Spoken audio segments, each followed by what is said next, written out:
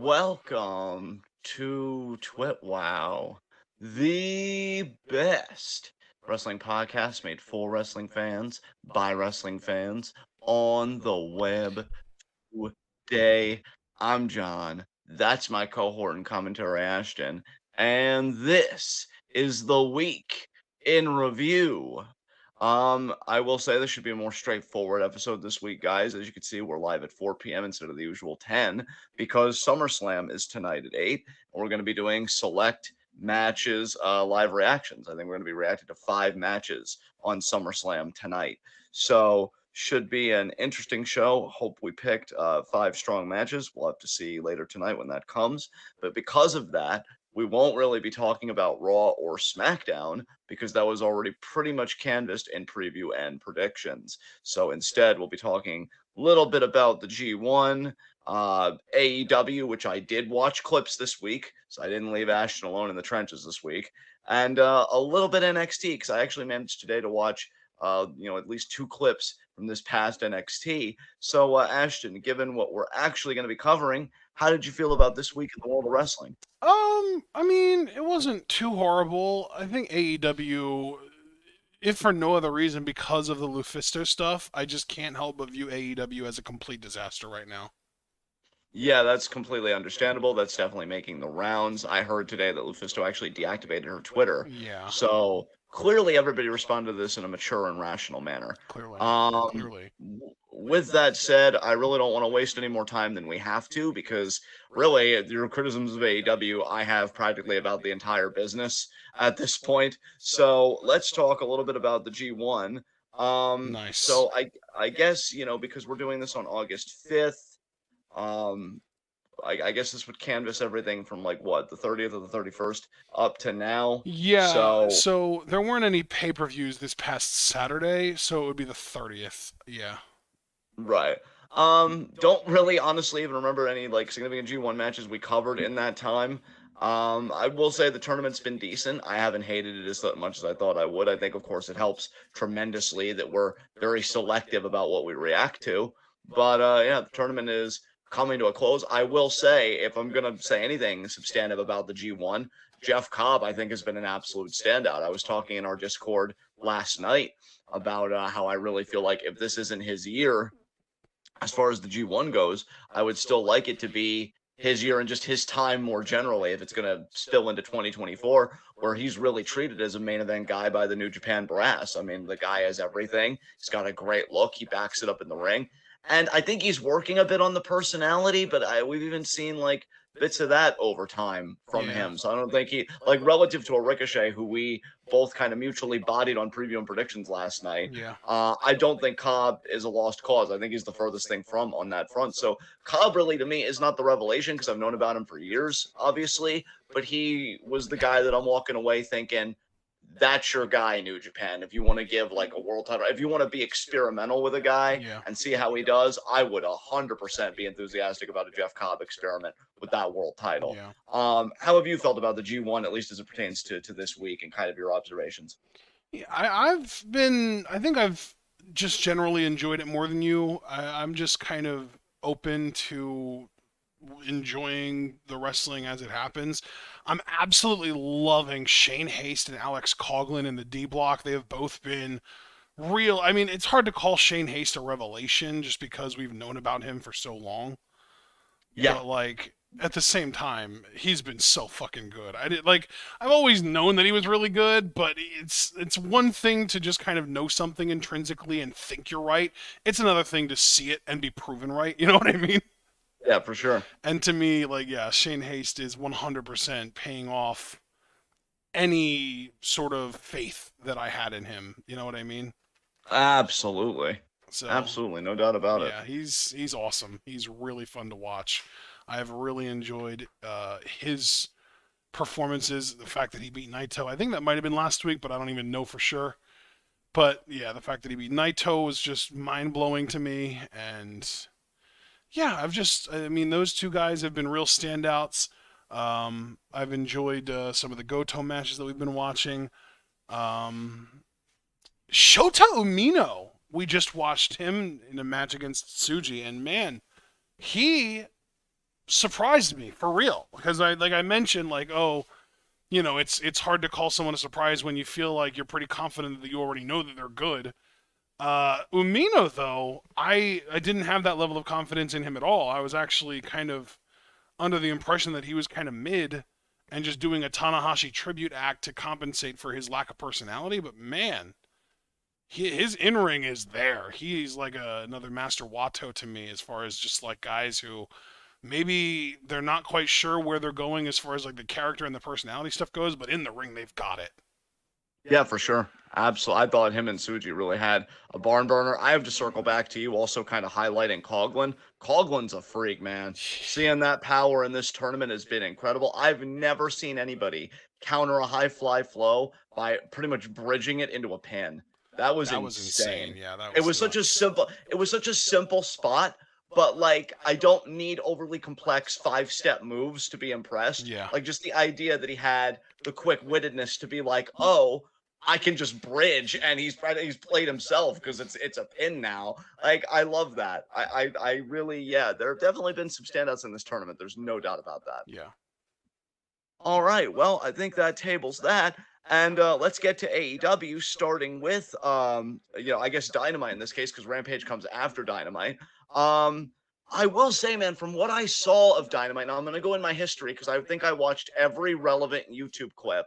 Again, I really wanted to do my due diligence this week, even though I fucking hate this company. I know there's no love lost from you either. Um, Dynamite did some interesting things. First and foremost, I'd be remiss if I didn't offer congratulations to Hikaru Shida.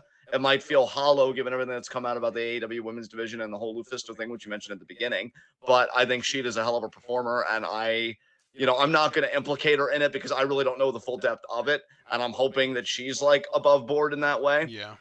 So good on Shida, man. I think she was very proud to be AEW Women's Champion the first time, and as somebody noted in the comments, she was champion during the pandemic. So if there's anything I could say, AEW did something that WWE still hasn't done as it relates to Drew McIntyre. We've waited for Drew to be crowned in front That's of true. people, Yeah, that's a good and point. and they gave it to Shida here. So I mean, again, give AEW all the flack in the world. It is more than deserved. Yeah. But I'll give them credit where Shida comes from because I really didn't think she'd beat Tony Storm. I thought they were really committed to this act and having Tony have this monster run because it's not really her having the monster run. It's more the faction of her, Saraya, and Ruby. Yeah. But yeah, good for Shida. And again, because YouTube doesn't show the whole match but only the highlights, it was good stuff here. I thought Tony did, I guess, decent heel work with the spray at one point, kind of blinding Shida, but then Shida still kicking out of strong zero, and then coming back as she did. And yeah, I just thought it was pretty well put together. What did you think about this match? Oh, the match itself, I have to admit, I wasn't super attentive to because I just kind of was blown away by the fact that it was main eventing in the first place. Right. And I ended up barely paying attention to the match itself. Um, because, well, actually, I don't even know why I wasn't paying attention to the match, to be honest with you. I know that, like, it was like quarter of or 20 of the end of the show, and the women started coming out, and I was like, holy shit, this is main eventing, and I posted about it in the Discord, and I don't really remember much after that until Sheeta got the win. That's about it.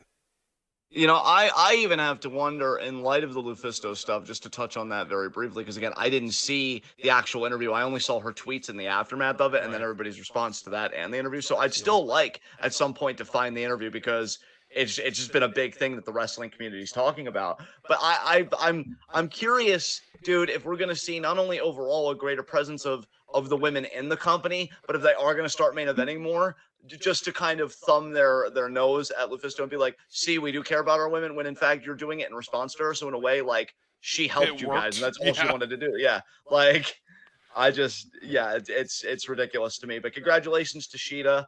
What else did I see here? Oh, gotta say, I was pleasantly surprised Trent Beretta picked up a win in like a hardcore triple threat. It was him, Penta, and Mox, and Trent pins Penta. I think Trent's been a solid guy for a long time. I know you've been a fan of his in ring. Yeah. I think he's crisp in there. He's well rounded.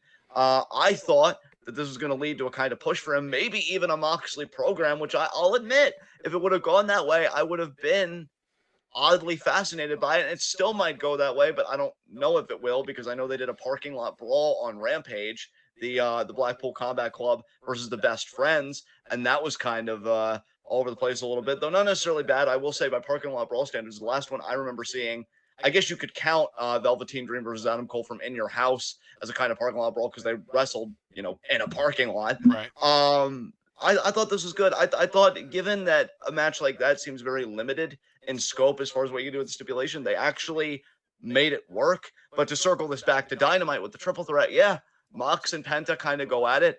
He lays Penta out on the tacks, and I think they did a little bit more back and forth after that. The match still had the problems that I always have. It's like, oh, this move wasn't a match ender. Okay. But yeah, Trent ends up taking out Mox, picking up the scraps on Penta and getting the win. So good for Trent there. Do you have any thoughts about this match? The parking lot brawl or the triple threat? Oh, excuse me. If I don't die.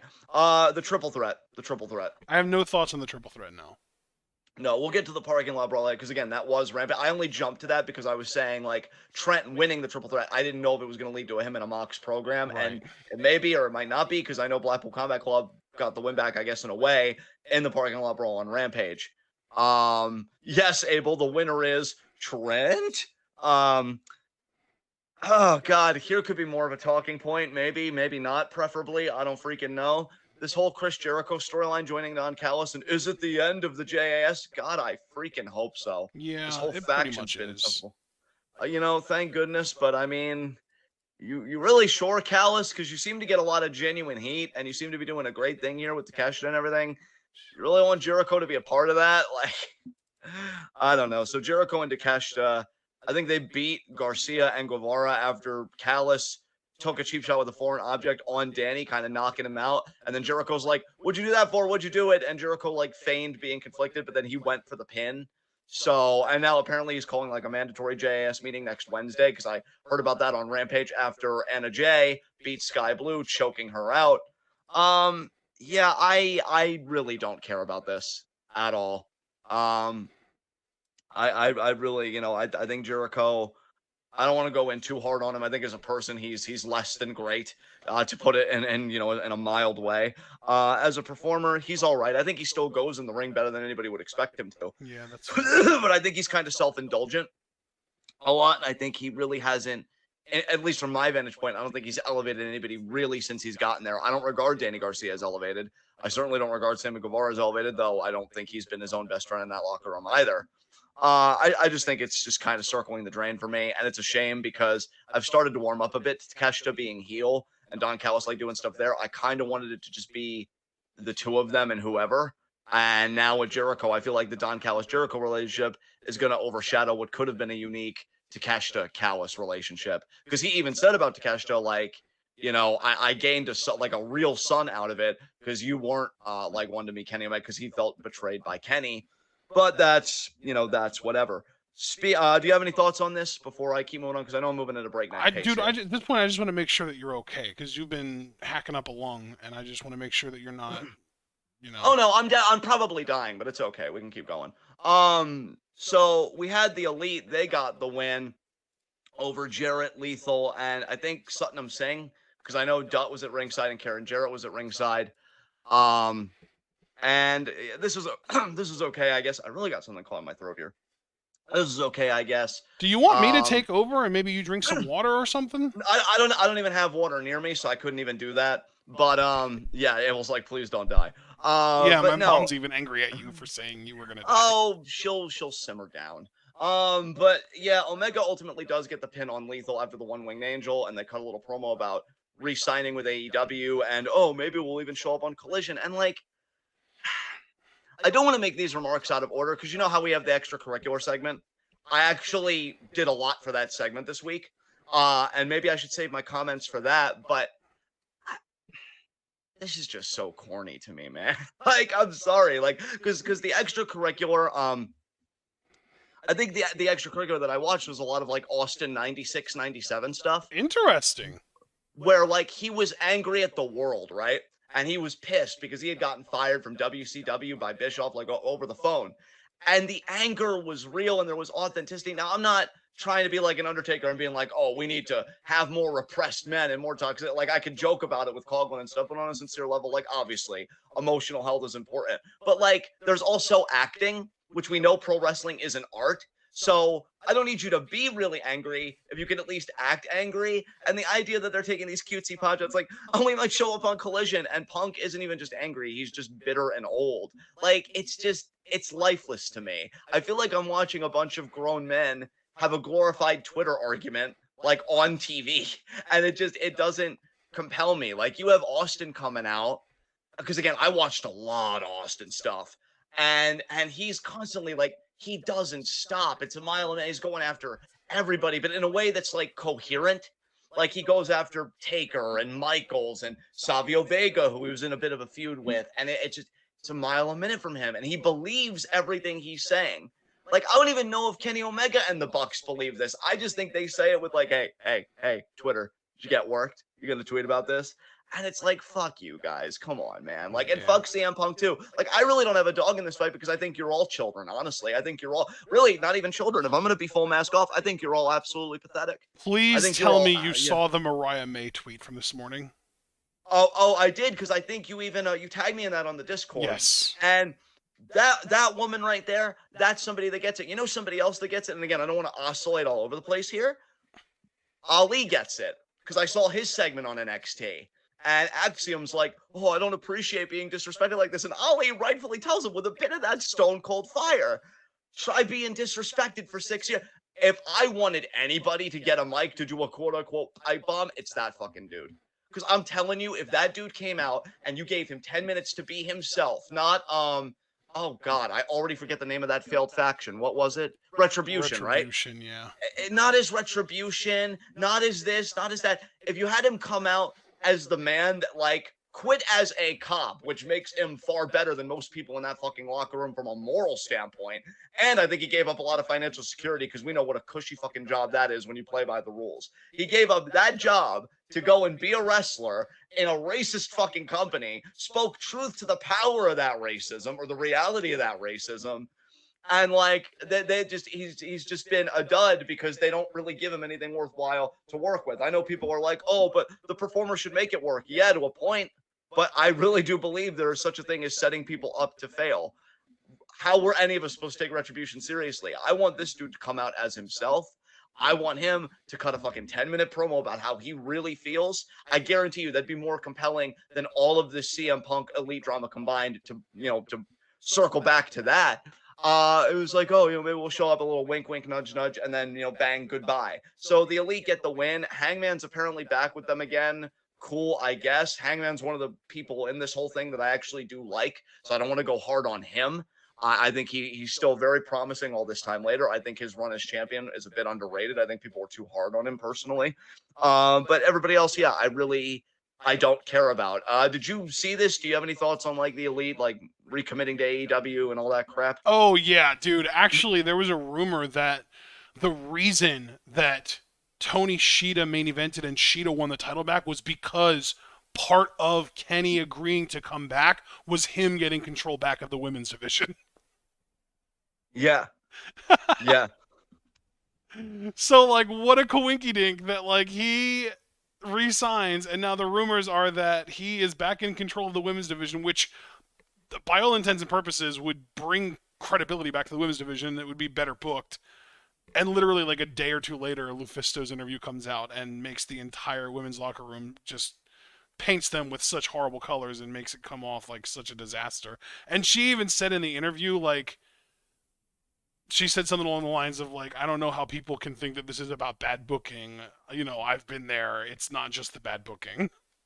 Yeah. Again, I need to go back and I need to watch that interview in full because I'd like to comment more substantively on it, and I'm frustrated that I can't. My own fault. But yeah, I mean, somebody described her as a whistleblower, and that's the bet. Like somebody needed to talk about the real conditions there, and I'm proud of her for her courage. And I'm sorry that once again another person, and mainly somebody from a marginalized group, in this case women, harassed off a fucking platform that was already shit to begin with because everybody ganged up on her. And so yeah, I feel really terrible about that. But let me see what else happened on Dynamite that I'd like to talk. Oh well, I mean, Aussie Open retained the ROH tag titles. Not really much to say there. Solid match. I do like Aussie Open, but I don't watch nearly enough of them to say anything substantive. I'm not even going to field this over to you because I feel like you're the same way. I already know how you feel about MJF, but just to play ball, how'd you feel about the MJF Cole segment? Dude, I am. Here's the thing. They're trying to get people to buy in, and it's working again. Why do AEW fans fall for this shit every single fucking time, even though it's the same goddamn thing every single fucking time? How many times has MJF pretended to turn face before turning heel and saying fuck you to everyone? By my count, and I want to say something else here beyond answering your question. By my count, he's done it at least twice before that I've actively paid attention to. And more than that, dude, I just have to say before I give the ball back to you, I was unimpressed by this promo, and not for the reasons you might think. Because it I was know we have the usual repetitive, because he brought up the same points that he's brought up before. Well, yeah, he told this exact same story during the Punk feud. Yeah. And I'm like, if your life was really as hard and as bad, I even said this to you, and I know this is kind of a dark thing for me to say, but it's the truth. You know, if your life was as hard and as bad as you say it is, you should have more than one story. Like, tell us your whole story. Yeah. I could tell you, you know, I come from a traumatized childhood. I could tell you 10 stories in the next 10 minutes, each one different from the last one. Yep. This dude having to dig back in his bag, like, it's he lazy. Has one traumatic core memory, and he keeps digging into his bag and pulling that same one out. And here's the thing. I don't want to belittle that trauma. That's very real. And I understand, like, I think even psychology has said, or physiology has said, when you're remembering a memory like that, your body acts like it's experiencing it for the first time. Right. So there is power in that, for sure. I don't want to diminish that. But again, my point more is just like, yeah. I feel like fucking everybody has at least one traumatic core memory, and yes. most people aren't pieces of shit. Like, there are a wide variety of ways to grow from that one singular traumatic experience, and dedicating your life to being a scumbag is not the way to go, and yet that's supposed to be what we believe this MJF character has chosen to do. Yeah. Like, it's gotta be more than that. I mean, even Joker with his one bad day, a lot happened on that bad day. Yeah, that was right? not one singular traumatic experience. That was a string of them on one single day. Like, that was brutal. Culminating in like just a fucking chemical vat that's like, well, nope, I'm done. The thread broke. And you know, again, like, I want to be invested. It's pro wrestling. It's theater. I want to believe in these characters. But come on, dude. Like, that was my same frustration with Kevin Owens. Not with Kevin Owens personally, because I feel like he did the best he could with what he had. But it was almost like the booking forgot about that this was supposed to be a redemption story for him for a time when he went back to being heel for the umpteenth time. Now he's face again. And maybe in a way he's completed his redemption because he has the relationship he valued most in wrestling with Sami Zayn. I don't know. But, you know, he would cut promos about how I made a lot of mistakes. I lost a lot of people. And then shortly after that, a few months after that, he just turns heel again. And he, like, unloads on Big E, who was world champion at the time. I'm like, come on, guys. You're really digging into the human experience here. Like, you're really digging into something profound and wonderful and, like, a story I think is worth telling. And you don't go far enough. Same with MJF here. I can grab onto not necessarily an anti-hero, because there's got to be heroism at least in there somewhere, but a guy that's like, oh, life has consistently treated me this way, so I'm choosing to react like this in kind. But, you know, he told the Regal story, to be fair. He's told the Quarter story twice.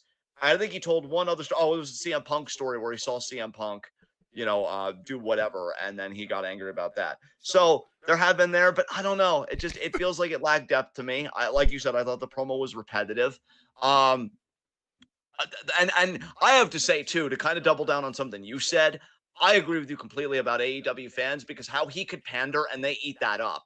Like, you of all people should make it so hard for him to earn your love. And like, you just give it so willingly. And I'm just sitting here and I'm like, what the fuck? This dude has called you poor. He's called you inbred. He's pretty much used like ableist slurs about intelligence practically. He's done every insult to this crowd. And then the moment he tells one sob story for the second time and says like, oh, I'm sorry, like he's BP oil. It's like, oh, Max, you know, bring it in. We love you. No, make him earn it. You're the third man. Be a good third man. Make him earn it. So that was frustrating. I Um, also like. Let me ask you this: did you see Roderick Strong's freak out in the back after the hug? yes, I did. Yeah, So he's probably going to end up playing into the match at All In, right? I would think so. Yeah. I'm guessing he causes some kind of distraction, which allows for MJF to cheat, whether it's hitting the Dynamite Diamond Ring or the Brass Knucks or even just like a low blow on Adam. And then we get one of those classic Adam Cole reaction faces where he's like, but why? And then MJF wins off of that. The okay, okay. Let me take this one step at a time. I understand why you feel that way. What I want to say in response to that is, I'm even more pessimistic than you because I feel like this is some like late TNA bullshit, and this is gonna be Cole turning heel on MJF, and Roderick was just playing it up and hamming it up, and we're getting a reunification of like the Kingdom with Adam Cole or some shit. Because the Kingdom, as it currently is, they passed by Roderick and they said something about like, oh, I guess you really don't know like your true friends or something to that effect. And Roderick looked on. I don't know, man. I feel like Cole is playing MJF here, and they're because how much time is between now and All In? Like 3 weeks.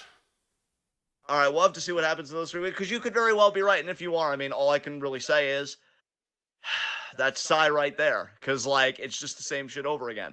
But here's the other problem: if I'm right and Cole turns heel, I have a problem with that on two fronts. One, I really felt like you should have ran with Cole as a top babyface because his comeback and his promo about his comeback, I think, was very heartfelt, very genuine, and got a great response, not only on social media, but I should say not only from the crowd, like in the arena, but from people elsewhere on social media and elsewhere.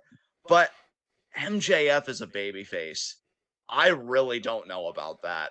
I mean, maybe, hey, we've seen stranger things in wrestling. Maybe it's the answer on some level. I don't know. But I don't trust it personally. I would not put money on that as far as that working. So I definitely have a concern if I'm right that you're doing a double turn that might actually be for the worse on both counts.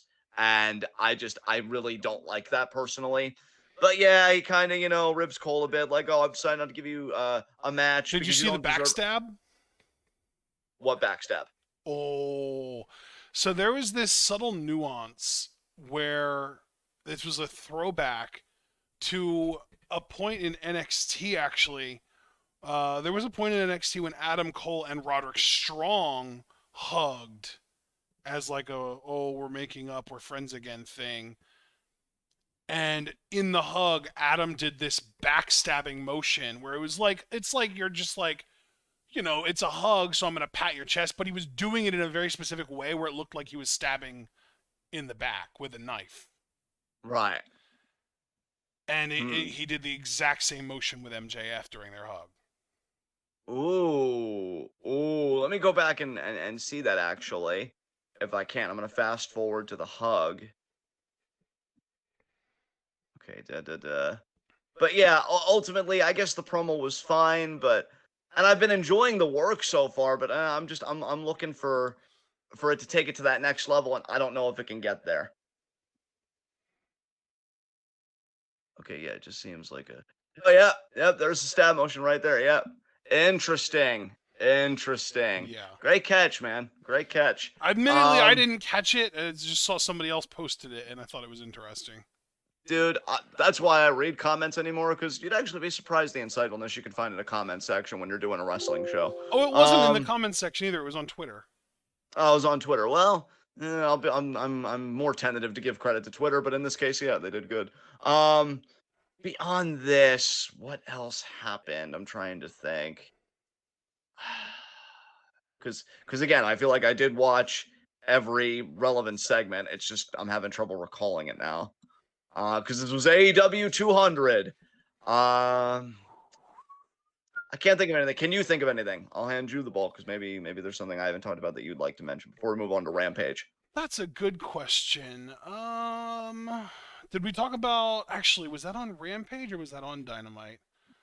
It might have been on both, actually. I'm thinking Swerve. Yeah, oh, the whole thing with them and fucking Nick Wayne. So Swerve and AR Fox assaulted Nick Wayne. Was this on Dynamite? Because this is Yeah, one clip I didn't see on YouTube. Okay, yeah, so I it did miss something was. after They all. beat the fuck out of this boy. They bloodied him up and everything, and then they called Darby Allin to say, "Hey, man, next time Yeah, it's gonna be worse." yeah, that I did hear about a beatdown that they did because then on Yeah, Rampage, like I think it was Fox wore the same like the bloody bloody. attire, like Yes, yeah. yes, that shit was nasty, and I loved it. I will say, just talking about Rampage, because Swerve and Fox got a quick tag win. First of all, seeing them on the same page, chef's kiss, perfection. Second of all, because I don't have any delusions about them doing anything else with Fox and Swerve, and I'm just saying this as a realist before anybody gets hot at me. Next AEW tag team champions, please. Like I need these guys to wear hardware together. I saw their tag match on Rampage, and I'm like, oh man, this fucking Dude, the hits. vision, the just the visual of Swerve standing there with his arms crossed, looking like a badass, while AR Fox is in the background beating the shit out of both these guys. Yeah, It was so dude. good. I can't tell you how giddy it makes me that these guys went from beating the shit out of each other to beating the shit out of everyone else together. Like, yes. Just all of my yes. I love this. And again, because I have no delusions of AEW doing anything with two extremely freaking talented non-white wrestlers, if you're going to put them in a tag team and do that whole formula, at least give them the hardware for a payoff, especially for Fox's sake, because Swerve's already been an AEW tag champion with Keith Lee, obviously. Fox, he deserves the TV time, and honestly, he deserves some gold on a mainstream wrestling show. Yeah. So I'm rooting for them to be tag team champions. I'm sorry that I didn't see the Nick Wayne break. I really tried to No. be good about watching everything. I It must was have missed it. hilarious though. Like literally they so there was a whole thing where AR Fox said that he wanted to know why Darby couldn't have called him at all in the last 5 years since he was supposedly his hero, because there was this whole thing, I think it might have been last week at the beginning of the show, where they aired a video package where Darby was talking about how like Air Fox was his hero. He got him into AEW and all this stuff, and he was like so important to him. And now this week, Air Fox is on here talking about how, oh well, Darby never called him in the last 5 years, and that Swerve literally cast AR Fox in his latest movie. And then it shows the quote unquote movie, which, as it turns out, is a video of Swerve, Princeton on AR Fox invading the Buddy Wayne Academy where Nick Wayne trains, and AR Fox and Nick Wayne and Swerve get in there. They fucking chucked a skateboard at this one dude's face. It clunks him right in the head. They dispose of everyone that was there except for Nick Wayne himself. They break a framed picture of Nick with his dad over Nick's head. And then Swerve said that he's going to leave the photo right there, right where you found out that he was no longer with you. So basically, the idea that where he found out his dad had died. Yeah. And then as AR Fox he was pressing a piece of glass to the throat of Nick Wayne, forcing him to unlock his phone so that they could call Darby Allin. And they called Darby, and Swerve said, "Listen, shut up and listen." And then he talked shit about him for leaving AR Fox, who was supposedly his mentor, and basically threatened that next time it would be worse. Like, it was fucking amazing. It was a great segment. The only reason that I wasn't more excited about this the time that it happened was because all I could really think of was, as cool as this is, I just know that Swerve and AR Fox are going to end up losing matches to the team of Darby and Nick Wayne, and I fucking hate that so goddamn much. Dude, it's such a great pairing. And I don't blame you for your ire about what's to come or what's probably to come. Because, yeah, I look at these guys, and again, I'm thinking, why isn't the Mogul Embassy just running AEW? You know, like, I would love to see that at one point, but again, I'm not delusional. So I guess we'll have to see where it goes, but I love seeing these two together, and I'm very happy for Fox, especially. So good stuff there. I can't think of anything else AEW wise, so I guess we could quickly touch on Rampage. I've already kind of mentioned some stuff. Anna Jay beat Sky Blue. That was whatever. AR Fox and Swerve again. They won a tag team squash match. I know that Keith Lee and the Hardys beat what was it, Butcher and the Blade, and I think Kip Sabian. So it was good to see Keith Lee, I guess. Definitely the best worker in that fucking match, at least on his team, because Matt Hardy and Jeff both in their own ways are just broken down as hell. Jeff did get the winning pin after Swanton, and like he looked beat to shit afterwards. I don't know why he's still taking bumps. I think he should call it a career, but I'm not holding my breath because we've said that how many times now. And then the parking lot brawl. Oh wait! Oh, you know Actually, what? We did get Anna Jay versus Sky Blue, and that gives me an opportunity to talk about Sky Blue because people were talking in the chat earlier about Lufisto went after Sky Blue. I believe about a lot about what she said, but what the hell did Sky do? And Abel saying Sky Blue didn't deserve that shade. So okay, for context, what Lufisto said was that she was asking Sky Blue what she wanted to do in the match, and she didn't have any kind of response. So Lufisto said, I don't know if she is just bland as a person or if she is just not allowed to talk. So while people might want to take that as an insult, I think it's more enlightening as to the atmosphere of AEW because at the time Sky Blue was a fucking rookie. Or not a relative rookie. I shouldn't say a rookie because people will take that as literally within her first year of the business, and I don't think she was. She was a relative rookie. She was brand new to AEW. I think she, like Lufisto at the time, was not actually signed to a contract when Lufisto was there. And I'm pretty sure the implication here is less, oh, Sky Blue has a bland personality, and more, Sky Blue literally wasn't allowed to fucking talk. Like, yeah, that's the whole thing. That was literally like Sky Blue was basically what is that called? Mute. That was the fucking word. Sky Blue was basically fucking mute. Like yeah. she was almost like I hate to, fill in spaces for Lufisto, but it comes off to me like Sky Blue was fucking trying to avoid being bullied, and like she was basically traumatized, and that she had basically learned from experience that like you shouldn't talk backstage because bad things happen when you do when you're not one of the vets. You know what I mean? Like Right, that's the right, vibe that I got from that part of the interview, not that Lufisto is taking shots at Sky Blue. right. I hate to circle back to Dynamite, but I actually did remember something else that happened. Oh? Well, yeah, Jack Perry got confronted by Rob Van Dam. So RVD now is going to be Oh doing the AEW. God. John, I was vaguely aware that that happened, but I also just cared so little that it slipped Yeah. from my memory completely. Well, that's why I wanted to step up a bit this week because I know you've really been kind of bearing the responsibility of AEW stuff, and like I said, I watched as many YouTube clips as was available to me, which is why I'm disappointed I missed the Nick Wayne stuff because I'm like that's something I probably would have actually Dude, enjoyed. that's also just disappointing in general because that also, to me, translates to AEW doesn't care if you see that or not, or if you're aware of that happening or not. Yeah, because like, I mean, and to be fair, they might have uploaded it. I might have just missed it because I was just going by like the recommended feed. Like after I would watch one video, it's like, oh, watch this, and I thought I watched them all in a chain, but that somehow eluded. So maybe the algorithm has a problem. I don't know. But yeah, Which channel did you watch them on? AEW or Jubilation like, from ooh, Star. yeah, it was AEW. All It was Elite AEW, yeah. Wrestling? Okay. But yeah, RVD came out and like this is coming from a guy that I loved RVD in like '02 to like '05, '06. Nah, man, this ain't it. It's fucking 2023. What the fuck is he doing out here? I get it. I get it. It's the FTW title, ECW, blah blah blah blah blah blah blah. No, dude, But you didn't miss anything. They just didn't put it up. That's just it. wow, wow. Okay, well, you know what? Thank you though, because at least I feel better. Because like I do pride myself on trying to do my due diligence as best I can, and it turns out I did. It was AEW that didn't. Yeah. Jesus fucking And Christ! you know Like, why? and I it, bet it's because it wasn't a match. It was just a segment, and they are like, oh well, people aren't as interested in that kind of thing.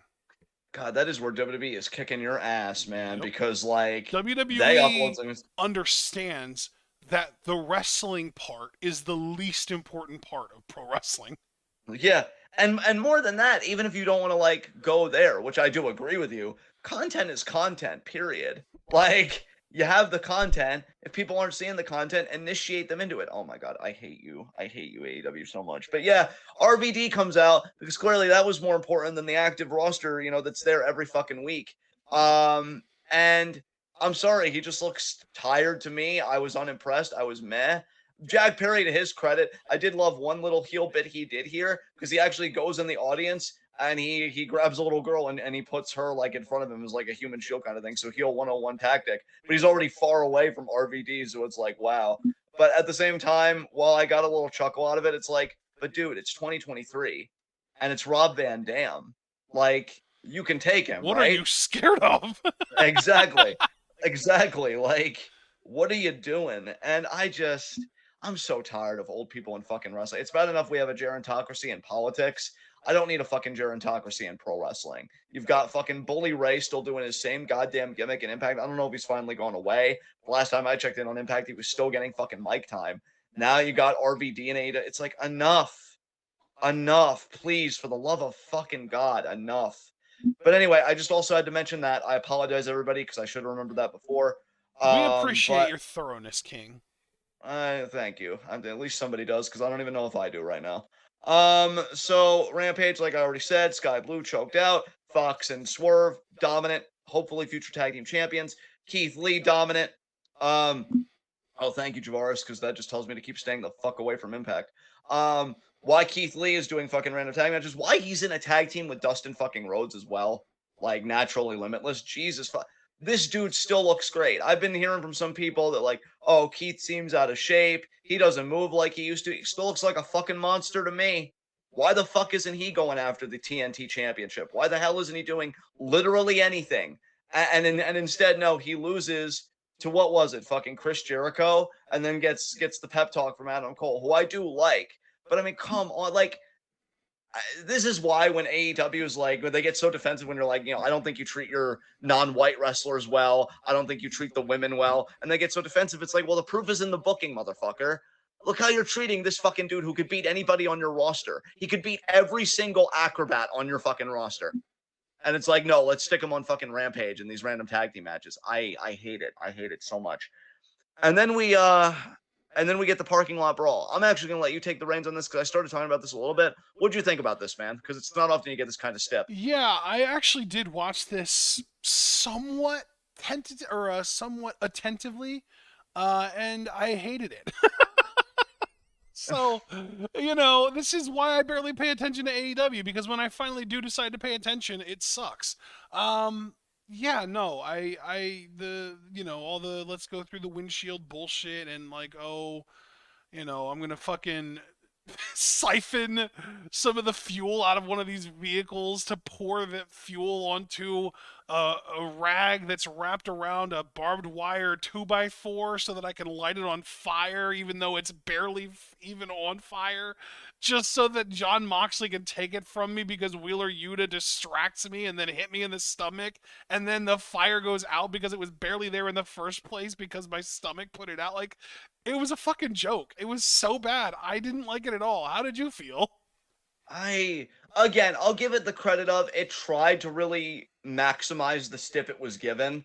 I'd That have to is go back fair. and watch. That is fair. It did legitimately try to be, and successfully, I will say it was successfully a parking lot brawl. It really was. It did a great job of being that. I just think that is a shitty way to put together a comprehensive wrestling match. No, I don't disagree with you either. I would have to go back and watch John Cena and Eddie Guerrero's parking lot brawl from years ago. Because I know And that you know wasn't what? nearly as Even like. then, it felt less like a brawl, because like a good brawl should invoke like these people want to like murder each other, not just in the sense that like they're going to do intricate things that could murder, but more in the sense of like, I want to beat the fuck out of you, and like at the sight of you I'm going to like launch myself at you to try and kill you. I feel like this is it's more of that AEW problem of like everything feeling very like superficial, because like instead of really putting over the idea that these teams hate each other by having them really try and beat the shit out of each other with their fists, they tried to quote unquote kill each other by lighting each other on fire or like putting each other through windshields. It's like they go. It's like, okay, so if you want to murder someone, the first thing that comes to your mind when you see them in person isn't going to be, oh, I got to light something on fire so that I can Yeah. hit them with it. It's going to be like, oh, I need to go beat the fuck out of them, or like, this isn't something they would do in wrestling, but get a knife and stab them or shoot them or whatever the fuck. But like, okay, so like in a context where lethal weapons are not allowed, and you see someone you want to kill, and you have an opportunity to kill them, what is going to be on your mind? Because it's sure as fuck not going to be like, oh, let me DDT them through a windshield. It's going to be like, let me go beat the fuck out of them and see if I can take care of it with my own hands. Like, I just, it just feels so convoluted and so fake and so superficial. And I just, there's such a strong disconnect with me in this kind of stuff that it is really hard for me to take it seriously. So I'm sorry for being the curmudgeon here, but yeah, that's just me. No, no, dude. You're first of all, you have a right to feel however you want to feel. I don't even entirely disagree. I mean, look, man. If you're a curmudgeon, I feel like I'm becoming a boomer because I got to tell you, man, that extracurricular that I did this week kind of spoiled me in a way because it's made me angrier at what pro wrestling is today by and large. Because I even watched highlights from Brett and Austin from Survivor Series before their Mania match, which DBK had us react to. And I'm like, man, this was like an intense, violent matchup, but it was also purely technical. And you could feel like, again, the animosity of Austin with this axe to grind of like, I'm a fucking top guy too, and I'm going to go out and prove it to you. I don't know. Moxley, I think he likes to think he has that energy, but it's just, I don't know. I don't buy into him anymore. Moxley is God. There's so much there with Moxley, but he is like a caricature of what people think Stone Cold Steve Austin was. Yeah. Yeah. Exactly. Exactly. I this is coming from a guy. It wasn't that long ago that I was telling you. I feel like he has the best promos in the game. I don't know if I'd still feel that way. It's been a while since I've heard Mox work a stick, but I mean, just the way he's wrestling and the whole bleeding meme and everything else. It's like, come on, guys. Like, I don't feel like pro wrestling should be this complicated. I think that's another thing that makes me angry too. So much of it, like, I get that it's theater, but it's a very particular kind of theater. Like, it's not totally gymnastics. It's not totally this kind of stuff. And then just the overly gratuitous, overly contrived stuff. I mean, Big Show even said, about like the whole gasoline when he was siphoning the gas tank. There's a simpler way to do that. And like, I think it Right? was meant to be a funny Yes, line, dude. I but like, heard yeah, that. I was like, holy shit, he's so right. I just am like, oh my god. Like he low key buried the product without even trying to because it just made me I just felt like, oh my god, he gets me. He yeah, understands what my gripes are about this whole thing. yeah. So it was whatever. Best friends lose. I mean, it was cool to see Blackpool Combat Club get a win in this environment. I still hate that they're heels. I thought that this could have been the hottest thing that AEW had as a company at one point. That quickly went to the wayside. And I think that was pretty much Rampage. So, and again, I really don't have much to say about NXT. The only things I watched, oddly enough, were Ali confronting Dom and Axiom confronted Dom beforehand. I did watch Lyra and JC Jane brawl. Loving what I'm seeing from Lyra lately. I She's think her really star good, is yeah. definitely on the run. Yeah. Yeah. Oh, Foster, I love you so much. But yeah, Lyra, I'm telling you, if she got called up and Judgment Day is still in effect and they made her a member, I think that would really be a reward for like very dedicated fans and longtime fans that were like, following this story because it's like, oh, it actually started in NXT and it gives a certain kind of long continuity, like a broad continuity, almost like a universe. They do call themselves WWE Universe for fuck's sake. To the whole product. So yeah, that brawl between Lyra and JC was very well done, I thought. And then Rhea coming in and laughing, and she's like, "That's what I was waiting for." That was cool. I saw, and I know this will make Foster happy because I definitely think I've become a fan of this guy. Andre Chase versus Baron Corbin, who seems to have finally refound himself in NXT. Seemingly, a lot of Mm-hmm. people seem to be vibing with what he's doing. Well, Good the for Baron, crowd I has guess. just accepted him since day one. Since he came back, the crowd has been behind him in NXT.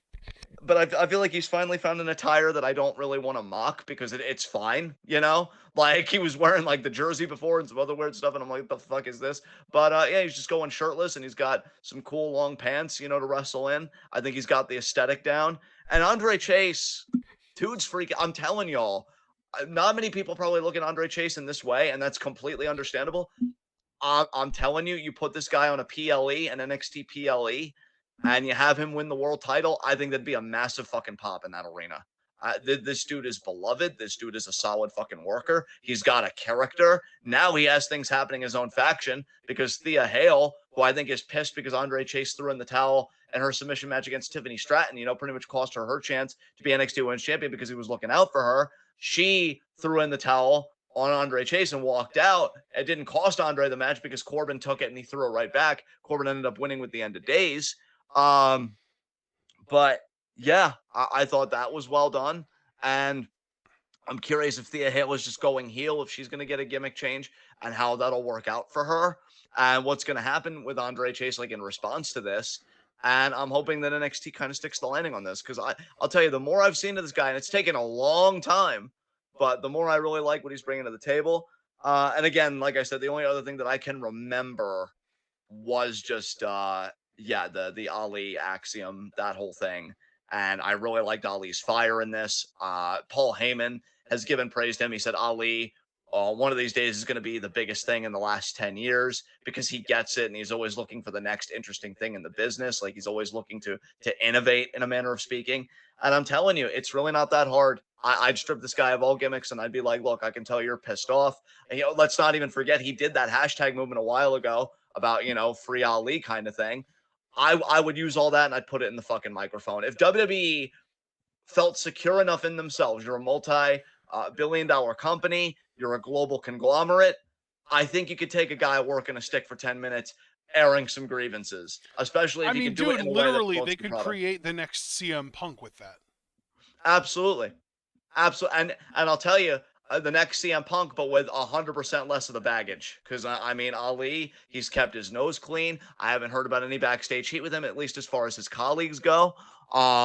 You know, like, I really, I know, like, I like play around with Foster a lot because I love the wrestlers that he believes in and I love the products he's part. But I've always been unified with him, and I know you have too, on the Ali love. This dude deserves so much more than what he gets. And I don't think he's going to win the North American title. I would love for him to.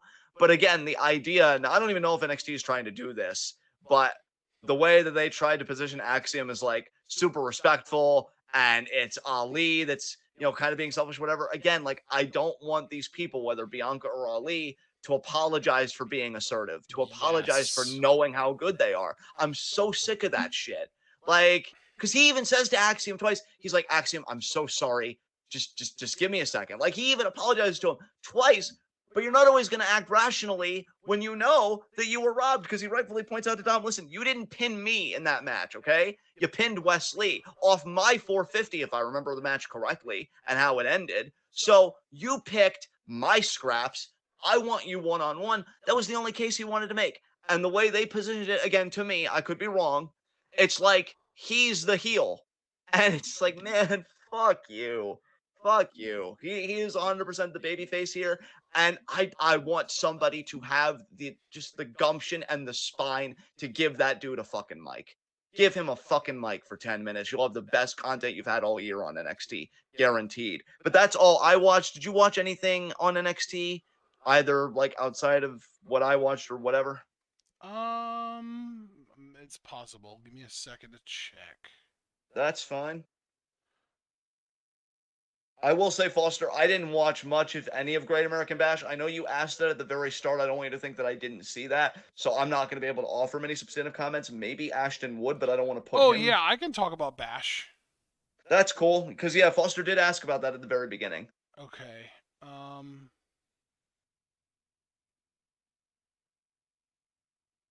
Yeah, because that was Sunday, and we never talked about it. I just realized that, yeah.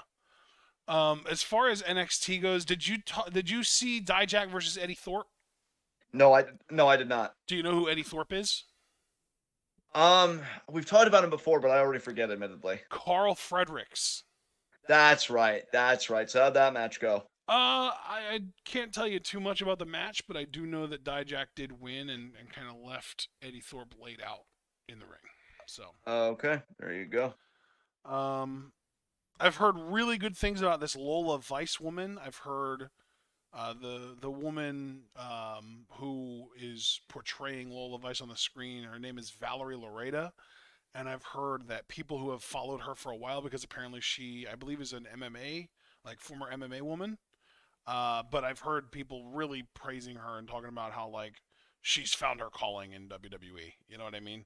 Interesting. Kind of makes me want to check her out, honestly. Yeah. So I'm very curious about her. Um, we did have um, Carmelo Hayes and Wes Lee versus Noam Dar and Oro Mensa. Okay. And believe it or not, Oro and Noam won. Okay. That's interesting. Yeah. Um, I think it was just like help from Lash Legend. So she kind of helped give them the dub, sort of thing. Yeah.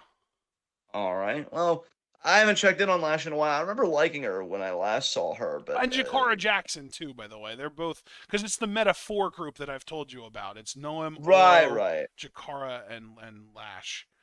Okay. Okay. Excuse me. Ugh. Oh, and there was also a Yeah. miscommunication between Mello and Lee. Oh, okay. So the Okay. whole finish is kind of a combination of all that stuff. Basically, Lash tried to hit Mello on the floor, but he avoided that. So then he came back in, but then West tagged in, went to the top rope. Jakara distracted him from the apron, but again, it didn't stop him from hitting his splash on Noam Dar. And then he went on to try and hit the cardiac kick, but he accidentally ended up hitting Mello. And then Dar Right. hit Lee with his finish for the win. Okay. So So, Dar pinned Wes, which Wes is no longer a champion, so that's not as bad of a thing as it could have been otherwise. right. Because remember, Dom is the one that is the North American champion now. Oh, believe me, I won't be forgetting. But what happened after this? It was Corbin Chase was after that. Okay, and I already saw that. Right, and then the main Um, event was Gallus versus the family in Santos. and didn't the family in Santos win this? Because they seem to have like an exclusive where it was like, oh, we're always going to be bonded. I think Santos told the family. But I didn't watch the clip of the match, so I'm just assuming they won because of that exclusive they did. Did they win or did Yes, Gallus they win? did. They did Okay. win. Okay. Which was the second time this week because, dude, I don't know if I told you this, but the family, Tony D'Angelo and Channing Stacks Lorenzo, aka Dollar Store MJF, Yeah. they're the fucking tag team champions now. They beat Gallus at Bash to win the titles. Oh yeah, that's right. They did. I mean, I am happy for Tony D'Angelo. To be fair, it's nice to see him get some hardware. But yeah, wasn't really expecting that. What does Foster said here? And I don't think this is just small news. He said Trick and Mello amicably split. Who They initiated did. that split? I think it was Trick actually. That doesn't surprise me. What did Trick want to go out and like find himself or something? What was the reasoning he gave? Do you remember? Um, he said that now that Dragonov is in Mello's rear view, he means what he said last week, and that he's going to start doing this for himself. Hayes tells Trick to go get his bag, and Trick said, "It'll always be Trick Mello Gang, but I'm not a sidekick." And then Hayes said that Good. he doesn't see Trick as one, and Trick says, "No, but everyone else does." And then Trick said, Hayes is doing his own thing and is on track to be one of the greatest. He's champion, but Trick isn't. Trick wants to defeat Dragonov. He says that he will slay the Mad Dragon, and Hayes respects that. And then Trick says this is no breakup, but he's got to be on his own. And they have a show of respect and love. They hug, and then Trick walked off. You think that this is ultimately going to lead down the line, and by down the line, I can mean anywhere from like 3 to three 6 to six months. months? We had the Yeah, same exact time period in mind. That's amazing. Yes, and I do. yeah, Trick is going to challenge Mello for sure. That's a really interesting story if they tell it right. I do wonder if in the match one of them would definitively turn on the other one, or if it would You just know stay what? If it would amicable. happen, I would expect it to be trick turning. Yeah, Because we go from yeah. like the amicable split to trick realizing like I care more about the title than I care about our friendship. Man, what an intelligent man. Fuck yeah. Oh Let's my do it. god, that's Let's awful. do it. Let's do it. That sounds like a great story. Oh man. Um, so is that really it to talk about from NXT? Well, I mean, you did say that you could talk about Bash a little Yeah, bit. I can. I So mean, there's not too much that I can really say, just because I didn't have the most. I didn't pay the most attention to the show. I just kind of had it on in the background while it was going on. I know that Dragon Lee, Nathan Fraser, Valentina, and Ulissa won against the Metaphor on that show in the pre-show. So the Metaphor kind of had a bounce back on the NXT show that Dar and Mensa beat Wes and Mello on. And then the family beat Gallus. That was huge. Roxanne Perez beat Blair Davenport in the Weapons Wild match. She hit her with the pop rocks onto some chairs. That's how she won. right. Um, Gable Steveson versus Corbin. You already know the Yes. crowd was completely anti Steveson in this match and pro Corbin, but it went to a double countout. So like, it doesn't fucking matter. Um, the triple threat North American title match, because I know that you've watched clips from Raw. You already know that Dom retained. Yes. He did so by pinning Wesley, unfortunately, with the frog splash. God, you really had to have him pin Wes and not Mustafa. Um, then we had Thea Hale against Tiffany Stratton. Of course, Tiffany retained. Tiffany is just still staying awful. And then yeah, Mello retained against Ilya. So that's pretty much the whole show. That's it.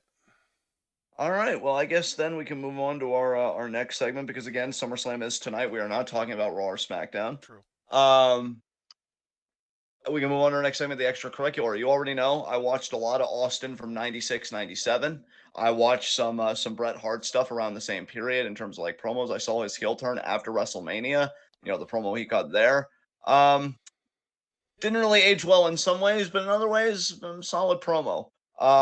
Good stuff from Austin all the way around. I even saw one random thing that I'd never seen before. It was him and Perfect backstage, and you could tell that Austin was still kind of finding himself because this is before King of the Ring, where that was like the Rocket. And Austin ended the promo because he said something about either some competitor or just the field and King of the Ring. And Mr. Perfect's like, that's cold. And Austin's like, no, that's not cold. That's stone cold. And he leaves. So you could tell he was still trying to find, like, what's the hook, right? What's the catchphrase? But even Austin finding himself was an entertaining experience because you Yeah. could just tell that the guy had it Yep. just immediately. So yeah, I really, really enjoyed watching his stuff. I watched a promotional like promo he did for Survivor Series 96. Almost made me want to go on Peacock and watch the match. I did not. I watched a highlight video instead to save time. Where he talked about how he was gonna humiliate Brett and he was gonna he was gonna make that come. He was just gonna ruin his comeback. And he said, you lost to Shawn Michaels, the sexy boy, the boy toy. And he's like, I don't dance, son. And like, man, angry Austin. It's amazing when you know that a person's hungry and they want that main event push. And there is that genuine anger, but they know how to make it a work and they know how to make that anger positive for the business and the product. Because I would say that was Austin in 96 and that was Edge in 05. And that's some of my favorite work from both fucking guys. Because you could tell they were right there and they knew they were right there. And they're like, fuck it, I'm not waiting anymore. I'm taking it. And my God, is it amazing to watch them take it. Because it's just great. It's just great. So that's all I watched. You watch any extracurriculars this week? I don't think so. All right, then we can move on to our next segment. We're moving at the pace that I was hoping we would. That's opening the forum for questions this week. So Hooray! Everyone gets to ask their questions. about this week in the world of wrestling. So please fire away with your questions. No, Cliff, I have not seen that, but I should check that out. Caster Sales said, so the feud between Swerve and Keith Lee is over, and they didn't have a singles match. You ever saw something like this before? Have I ever seen a feud absolutely suck? I mean, yeah, but not to that Have extent. you That ever was seen a definitely a first for feud me. that wasn't? Yeah, exactly. Perfect way of saying that. No, I've never seen a feud that wasn't until AEW. Now that's elite. Oh Lord. God, I hate myself. Jesus Christ. Okay, Why next. yourself? Why hate yourself and not them?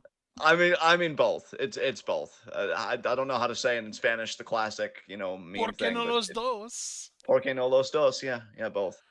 Um, Uh, again, any questions about this week in the world of wrestling?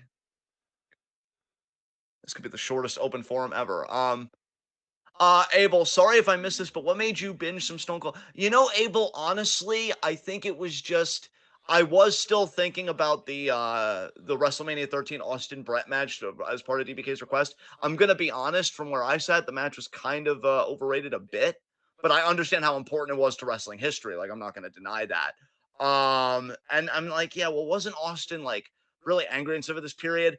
And yeah, people were like, this is the heel Austin I wanted in '01 when he turned and like shook hands with Vince. And I'm like, I get why it wasn't, because Austin seemed anti-corporate even as a heel back then because of the guys that they were pushing that weren't him. So obviously when you finally have the balls' approval, what do you have to be angry about? I get why he couldn't be that character in '01, but I will say 96 heel Austin versus 2001 heel Austin. Oh, give me that 96 Austin all fucking day. yeah. Like, this dude is hilarious. This dude is believable. This dude had fire. Like, and I'm just looking at wrestlers today, and I see the people that can do it, that could be capable of it. That just, I want to see them get that opportunity. And again, Ali, when I'm watching clips to get ready for the show, I'm like, that's the spark. That's the spark right there. And again, I say for the umpteenth fucking time in the show, I want him to get a live mic. But yeah, let's see. Foster said, thoughts on Hiramu versus the dinosaur, the inflatable dinosaur he fought on Twitter. Did not watch it. Did you see this, Ashton? I wait. What are we? Did I see what specifically? Hiramu apparently wrestling an inflatable dinosaur Oh, on, it on, on wasn't an Twitter. inflatable dinosaur. It was actually a really, really well done, like rubber suit kind of thing. Oh, okay. I think someone Foster might have even been the one that posted it. Interesting. It was like hyper realistic. I even mentioned about how like it doesn't look like a carno or a giganotosaurus, but it might be good for like an allosaurus. Right. Okay. Okay. Here we go. I'm gonna ping you. Oh, it was Curtis that posted it. Okay. There, I pinged you. I pinged you. Nice. I know Cliff also sent me a message with that segment, probably that I should see. So I will watch that later, Cliff. But now let me go to this pinged thing. Okay, and then we go up here, and then we see that. Wow, that is really realistic looking. That's really nice looking. Yeah, there's a person in that suit. It's a suit. That's amazing. Um, so yeah, guys, as I'm watching this, any other questions in the meantime? I know Javara said personal question, am I a bad person for wanting AEW to fail with the Lucas stuff coming out? I wouldn't say a bad person, but I also wouldn't say wanting to fail. I just want them to be better. I just want the internal office mainly to be gutted and replaced with people that know the value of women's wrestling in 2023 and promote that value. Um, so I'm not going to say you're a bad person because that's just a value judgment you're making. I would just suggest not watching the product, which it seems like you're doing. And then when you're not watching the product, don't give it any more power. Air your grievances and then move on with your day. But yeah, I would just like to see them get better before they fail. And if they're not going to get better, well, then, I guess it's just another aspect of the business. The whole business is trash on one level or another. So you either live with it or live without it at this point. So let's see. Any other questions, guys? Yeah. Cliff asked. Oh wait, no, those aren't questions. Those are all just statements. Never mind. Yeah. Are we Yeah, gonna it do just the seems like, thing? yeah, going once. Going twice? Going. Oh, there it is. What was your favorite thing about wrestling this week? Stardom. just watching Stardom and catching up on Stardom far and away. I'm telling you guys, I'm not kidding y'all. Like, it's the only thing I really actively give a shit about. I can't wait to get to the fucking 5-star. I can't wait to see Utami again because I've been missing her so fucking bad. And I know a few people that actually watch Stardom are way ahead of us. I get it. It couldn't be helped. I have been through a lot the last couple weeks. So I want to thank TwitWoW and everybody, here for being patient with me because I know that I was the issue that we're kind of behind here, but we are catching up and it's been absolutely wonderful. Um, let's see. Oh, Abel, we're gonna get to that. You almost tripped me up, son. Truthfully, I think my favorite thing in wrestling this week was Bailey needing to help Io get up into the chair for the Waller effect. It was fucking that adorable. was that was fucking precious. I'm rooting for them. I really am. Um, Cliff asked, Cliff has thoughts on the amazing Saya Kamitani training videos. I wasn't even aware that such videos existed, and to be honest, Cliff, I've kind of avoided any extracurricular Saya Kamitani content because I know that she's injured and she's going to miss the rest of the 5-star after night 1. So, I didn't even know yeah, that existed. Why has nobody shared those with us? Why I are know. why are our fans not giving us this content to I watch? mean, we scream from the rooftops that Stardom is like far and away our favorite thing, and then they're like, "Ooh, Stardom stuff. Let's not share this with John and Ashton." I mean, I get me. I deserve to be victimized on some level for my track record, but this man is innocent. He didn't do anything wrong to anybody. So Actually, you like, know what? I take back what I said about that being my favorite thing. My favorite thing this week was 100% Swerve and AR Fox brutalizing Nick Wayne. That was the best thing. that's giving in to just the say. See, I knew you had it in you. Proud of you, bud. It's That good was shit. amazing. And then their Yeah. tag match on Rampage was also just incredible.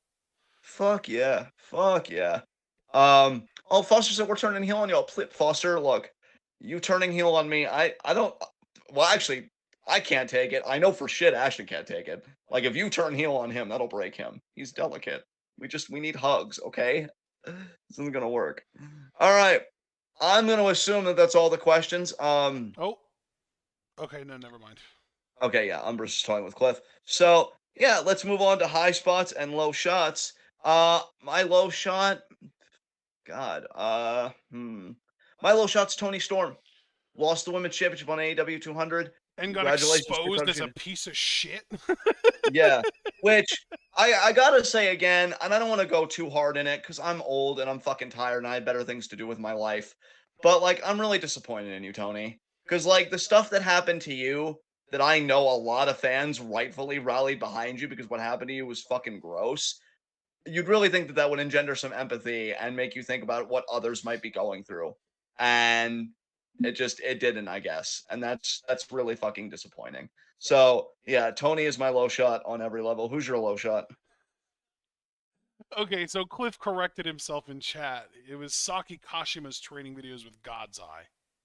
I didn't see those either, but that makes me want to watch him even more because See, Kashima is now hilarious. those, I'm actually aware that those existed at least. So I don't feel Yeah, so bad to the point that I just wasn't aware of their existence because I wouldn't have been aware of the Kamitani things existing. Good thing they didn't actually. And then he said, I'm tired and work. He said, I'm tired, old, and work with children. I'm sorry for the mess up. I hope we keep memeing CM Punk to death. Let's just I love it. Yes.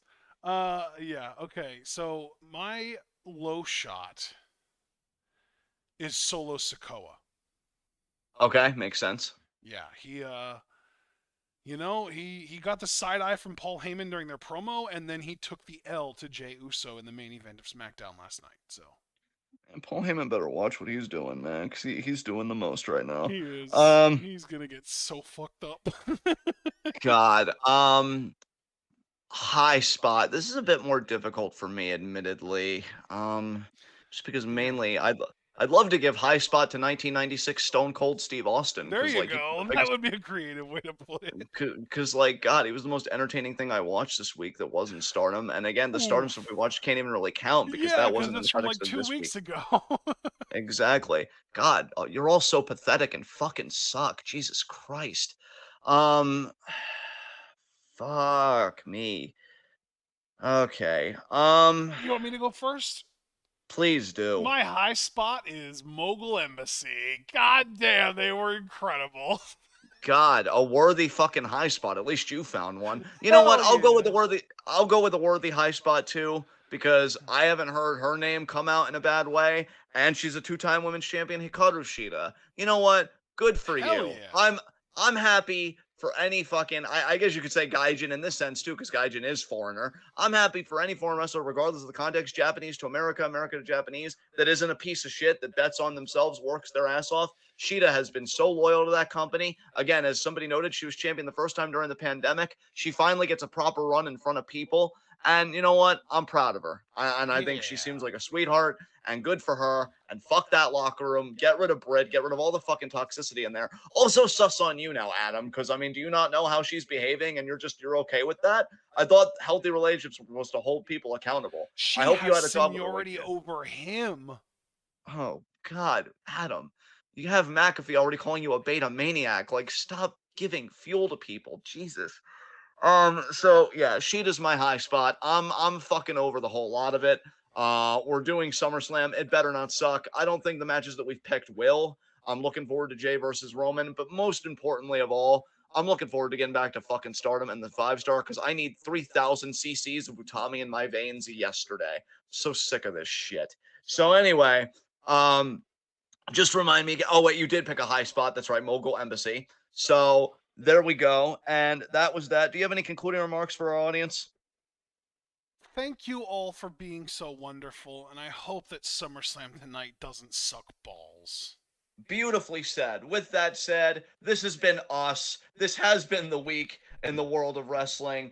We're the best wrestling fucking podcast on the web today. We've been going hard for 12 years. If you don't know it by now, I don't know what to tell you because I don't know anybody that does what we do as well as we do it. And that's just a goddamn fact. Leave a like as you file out. It goes against the algorithm because math apparently has to infect every fucking aspect of my life. Subscribe and click the bell icon so you can actually have good content in your feed rather than some alt-right bullshit that the algorithm wants to put in your face about Ben Shapiro destroying college student that was actually prepared, but we edited it in a sophisticated way to make him look like the winner and you know, get that good content back in your life. That's TwitWoW for you. Check out everything we're involved in the description box if you actually want to know what good quality social media use looks like. Join our Discord. It's $3 a month. You know, I understand in this economy everything kind of sucks, but if you have the money to spare, I think it's a pretty fun fucking group. We have a channel for literally everything. Movies and television, I think especially is popping off right now with Barbenheimer just taking over the fucking box office. So, you know, I think it's a great community, great time to be had there. And we'll see you tonight for select match live reactions from SummerSlam. Fuck Kid Rock. I'm really glad we're gonna be missing that cold open. And apparently it is a cold open, not a concert. Still horrible either way. He's a piece of shit. Fuck him. And yeah, be good to yourselves and each other. Please keep finding quality wrestling where you can. The business doesn't have to be this, and there is more to wrestling than this bullshit. So find it, embrace it, enjoy it, love it.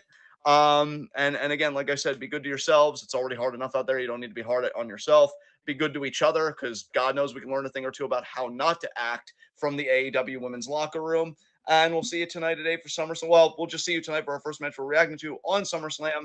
Tune in and peace out.